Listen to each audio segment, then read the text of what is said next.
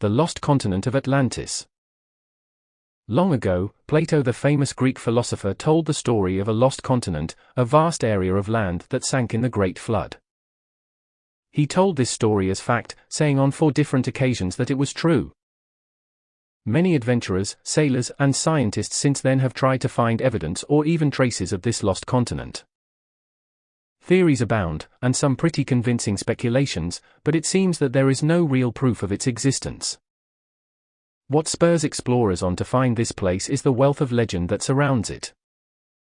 Every account of the Atlantis story conjures up images of a great civilization, greater than any before or since.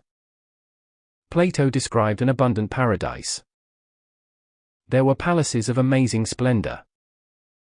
Atlantean feats of engineering are said to be beyond our ken. They were apparently a magical race, able to do anything they set their minds to, able to change their circumstances in the blink of an eye. It is said that they were even able to generate electricity and build aircraft, 9,600 years BC. Then why, if they were so great, did their island continent sink? According to Plato, they were doomed because of their arrogance. At the beginning of their civilization they were wise and gentle, despite their wealth. Then ambition and a love of earthly things overtook them. They began to see themselves as gods, and the gods became angry and sank their home suddenly and dramatically in the Atlantic Sea. Some believe that they continued to live beneath the sea, that they adapted to breathing water instead of air. This makes one wonder if mermaids and mermen are real after all and are simply descendants of the ancient Atlanteans who sank and adapted.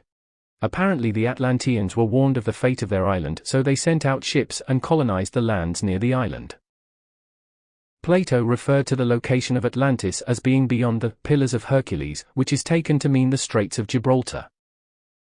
This would mean either countries on the Mediterranean Sea or, more likely, countries on the Atlantic coast such as West Africa, England, Ireland, and North America.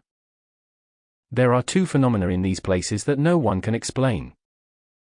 One is the phenomenon of megaliths, those huge and heavy pieces of rock that were erected in strange formations throughout England, France, and elsewhere.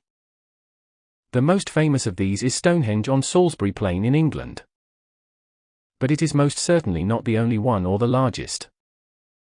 What about the giant heads on Easter Island? No one knows where any of these rocks came from and why they are there. However, they do know that they are impossible to move without machinery, and some of the rocks originated elsewhere. The other phenomenon is the pyramids in Egypt. These represent feats of architectural and engineering skill that is beyond what we know of the Egyptians at that time. Naturally, the megaliths and the pyramids have been attributed to the Atlanteans by those who favor Plato's account. It is said that they spread their culture as far across Africa as Egypt and built the pyramids there. However, one of the most compelling arguments for an ancient civilization that spread its influence across the known world is the fact that the myths and legends of many cultures, who have never been in direct contact with one another, have many, many similarities. The legends of the ancient Asian civilizations, American Indians, and the ancient cultures of the Middle East bear remarkable similarity to one another.